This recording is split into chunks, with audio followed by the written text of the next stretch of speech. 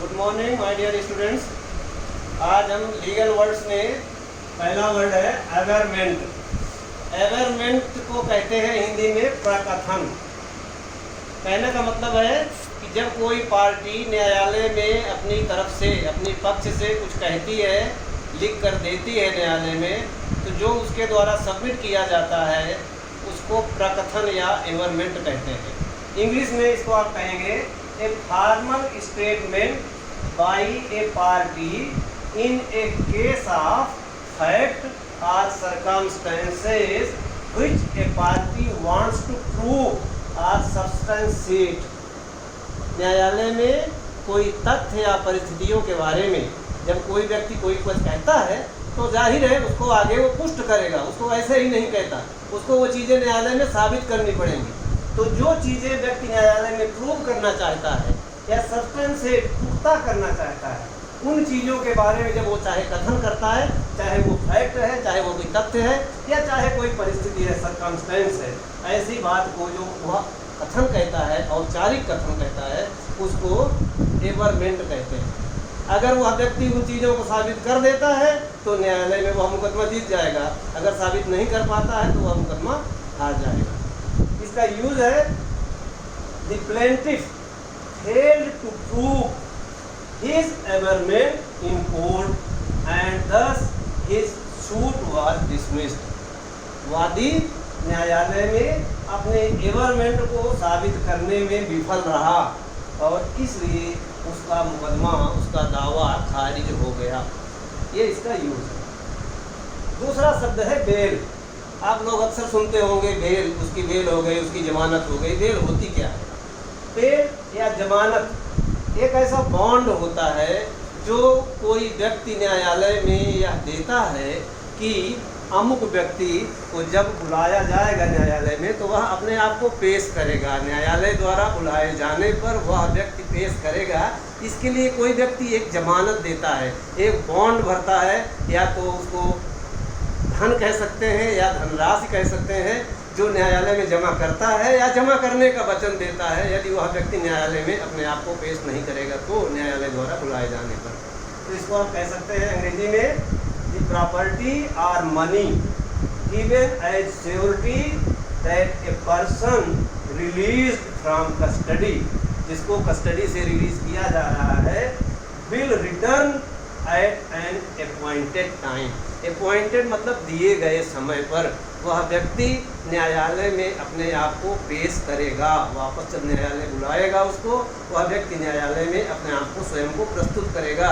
इस बात के लिए एक सिक्योरिटी या जमानत के रूप में कुछ धनराशि या संपत्ति जमा की जाती है या किए जाने का वचन दिया जाता है।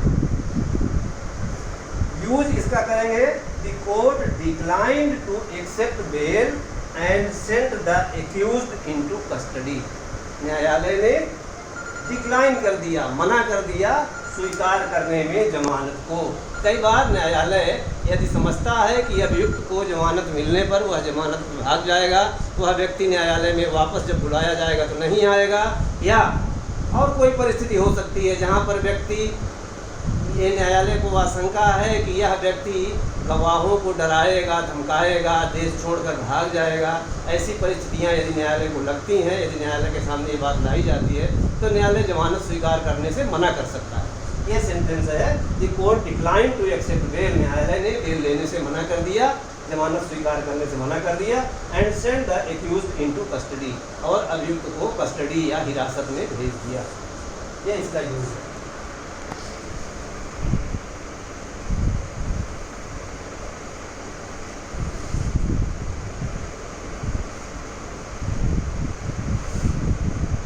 शब्द है बेलमेंट।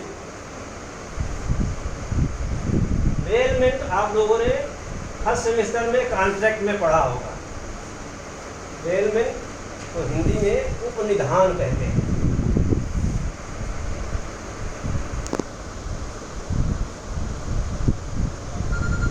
बेलमेंट या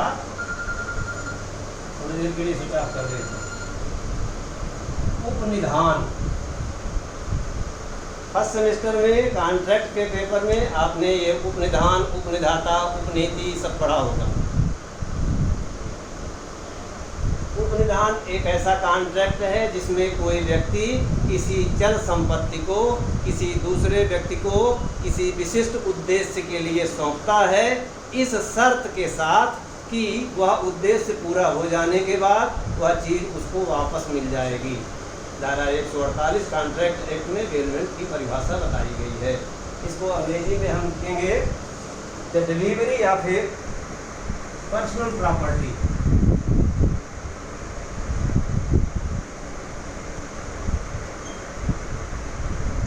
the delivery of A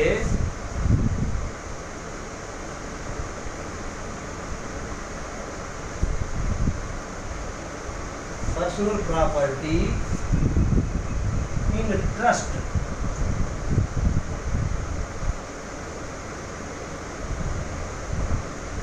by bearer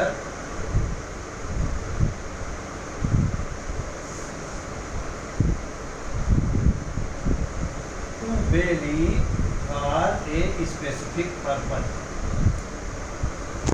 or a specific purpose. किसी विशिष्ट उद्देश्य के लिए बेलर उपनिधाता द्वारा उपनीति को, बेली को उपनीति कहते हैं, बेलर को उपनिधाता कहते हैं। जो देता है वो बेलर होता है, उपनिधाता, और जिसको दिया जाता है वो बेली होता है, उपनीति। बेलर द्वारा बेली को विश्वास में कोई चीज़ सौंपी जाती है किसी विशिष्ट उद्देश्य के लिए, ऐसे कॉन्ट्रैक्ट को बेलमेंट कहा जाता है। अब आप इसका यूज कर सकते हैं इस सेक्शन 48,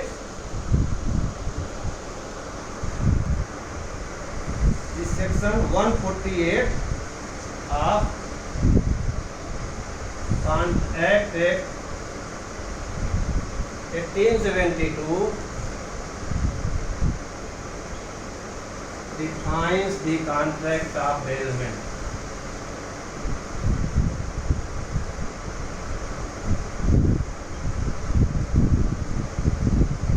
संविदा अधिनियम 1872 की धारा 148 उपनिधान के संविदा की परिभाषा बताती है। यूज हो गया, ये सेंटेंस बन गया है आपका। अगला वर्ड है साइटेशन।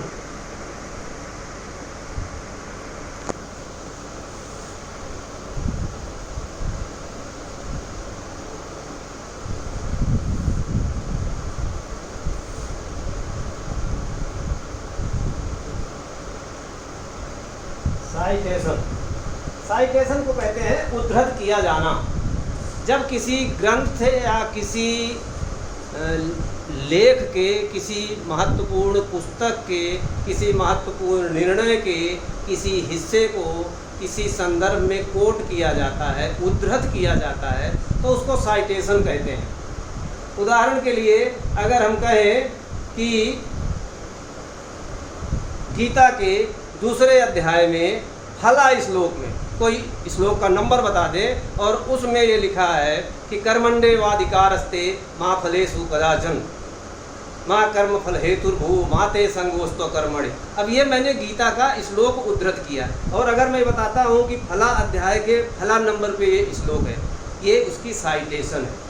इसी प्रकार न्यायालयों में साइटेशन, न्यायालयों के निर्णय की साइटेशन हम ऑल इंडिया रिपोर्टर है, क्रिमिनल लॉ जर्नल है, कंपनी लॉ जर्नल है, लेबर लॉ जर्नल है, बहुत सारे केसेस की रिपोर्ट्स पढ़ते हैं, उनके एक साइटेशन होती है। उस साइटेशन को हम अगर देखेंगे तो वो पुस्तक में हमको वहाँ पर उस पेज में वह उस साल के ऑल इंडिया रिपोर्टर या उस साल के जर्नल में वो केस हमको मिल जाएगा। इसको साइटेशन कहा जाता है। साइटेशन से हमको मदद मिलती है उस ग्रंथ या उस पुस्तक के उस निर्दिष्ट भाग को देखने या ढूंढने में। साइटेशन को अंग्रेजी में कहेंगे ए कोट और reference.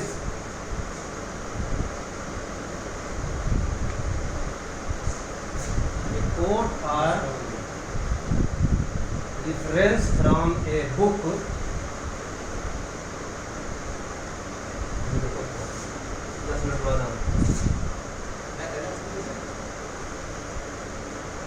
from a book in a scholarly work।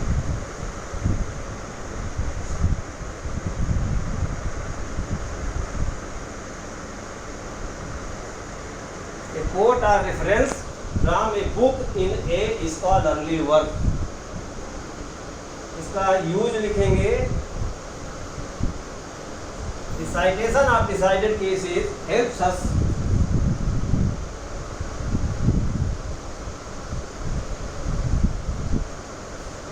citation of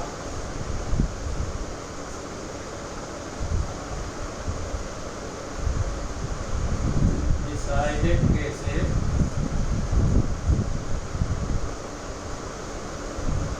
helps us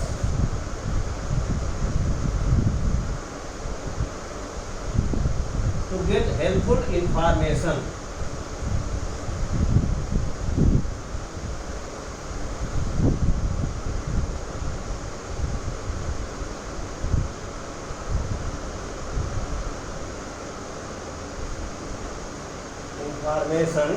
about principles of law।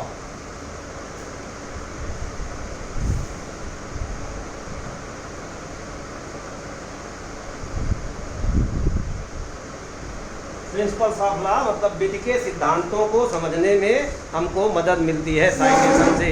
उदाहरण के लिए अगर मैं कहूँ कि केशवानंद भारती बनाम केरल राज्य AIR 1973 सुप्रीम कोर्ट 1461, ये इस केस की साइटेशन है। इस पेज में, इस जर्नल में आप अगर देखेंगे 1973 का सुप्रीम कोर्ट का ऑल इंडिया रिपोर्टर उठाएंगे, पेज नंबर 1461 आप देखेंगे तो आपको यह केशवानंद भारती बनाम केरल राज्य मिल जाएगा। तो अगर हमको ये देखना है कि basic structure can not be amended, संविधान के मूल ढांचे को संशोधित नहीं किया जा सकता, ये सिद्धांत केशवानंद भारती बनाम केरल राज्य में दिया हुआ है। तो ये उस पेज में जो मैंने आपको बताया 1461, सुप्रीम कोर्ट 1461 के पेज में ये मिल जाएगा। इस प्रकार साइटेशन हमको किसी निर्णय को, किसी ग्रंथ में किसी महत्वपूर्ण भाग को देखने में मदद करता है।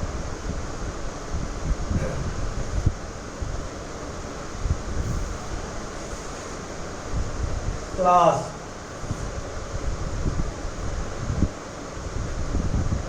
क्लॉज उपखंड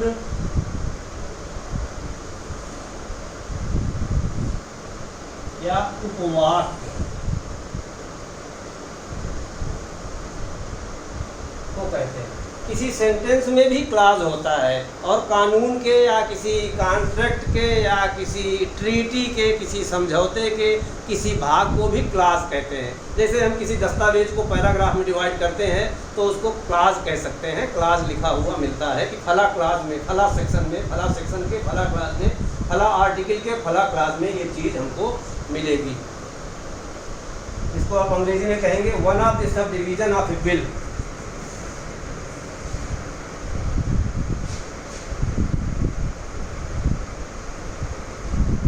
sub division of A bill, treaty और पार्ट ऑफ सेंटेंस। किसी वाक्य का कोई भाग या किसी विधेयक का या किसी समझौते का कोई भाग, उसको क्लॉज कहा जाता है। आप इसका यूज लिख सकते हैं आर्टिकल 16, कॉन्स्टिट्यूशन में आर्टिकल 16 है, क्लॉज 4 प्रोवाइड्स फॉर, या इम्पावर्स लिख सकते हैं,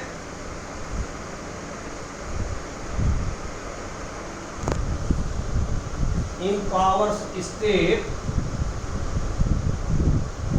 टू प्रोवाइड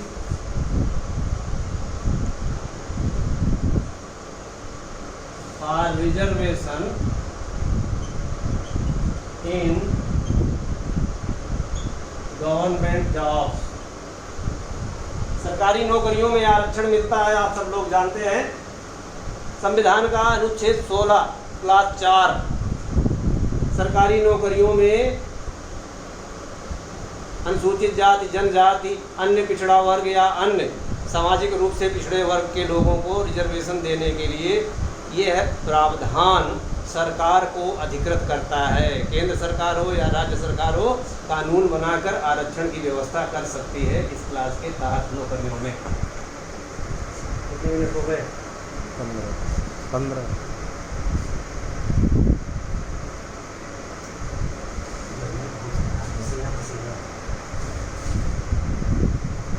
शर्ट लिखा है, शर्ट लिखा है।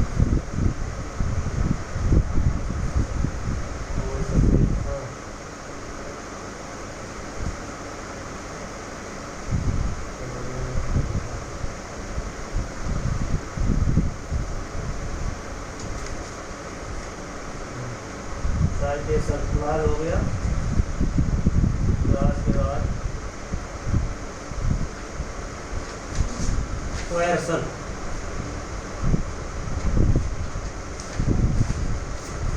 अगला शब्द है कोएर्सन। कोएर्सन आप लोगों ने पढ़ा है फर्स्ट ईयर फर्स्ट सेमेस्टर में। कोएर्सन का मतलब है प्रपीड़न।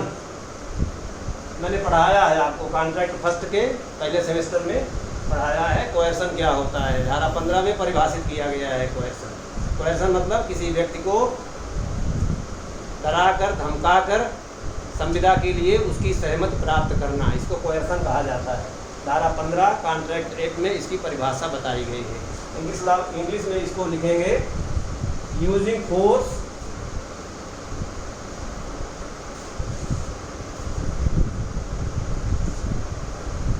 compel someone, using force to compel someone to do something,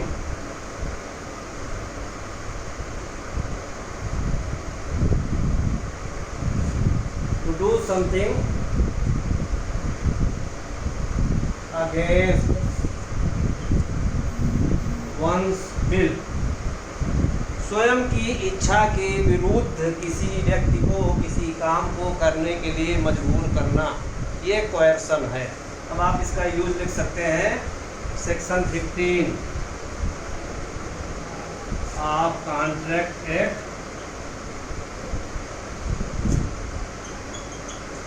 1872 defines coercion. संविदा विधि 1872 की धारा 15 कोएर्सन को परिभाषित करती है। या दूसरा यूज आप लिख सकते हैं द कंसेंट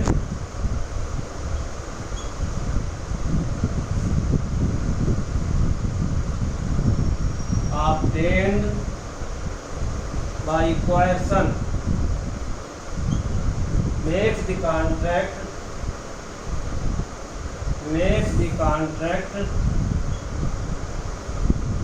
voidable।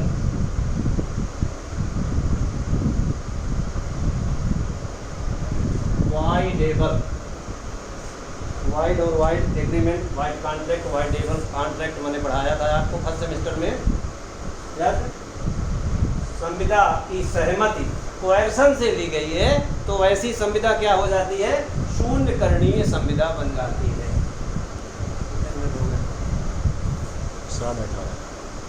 18:30 सबसे आगे उधर बोर्ड का रखना पड़ेगा। कोड, अगला शब्द है कोड। कोड मीन्स संहिता। अब आप लोग देखते होंगे सुनते होंगे मनु कोड या गिबन कोड, इसी प्रकार criminal procedure code, Indian penal code, civil procedure code. तो ये कोड होता क्या है? कोड को हिंदी में संहिता कहते हैं, अंग्रेजी में कहेंगे a digest of laws of a country. किसी देश की विधियों को, कई सारी विधियों को जब मिला के एक इकट्ठा एक रूप दे दिया जाता है तो उसको कोड नाम दिया जाता है। जैसे Indian penal code, criminal procedure code या सिविल प्रोसीजर कोड। इसका यूज लिख लीजिए आप, civil procedure code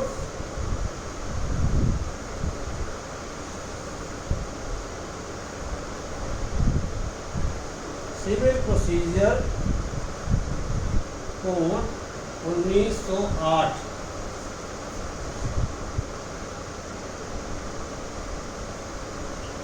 provides for procedure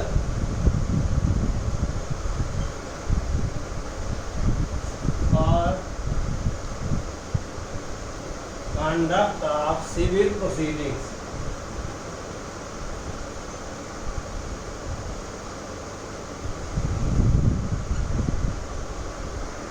civil procedure code 1908 civil proceeding की कार्यवाहियों को चलाने के लिए प्रक्रिया प्रदान करती है, प्रक्रिया विहित करती है।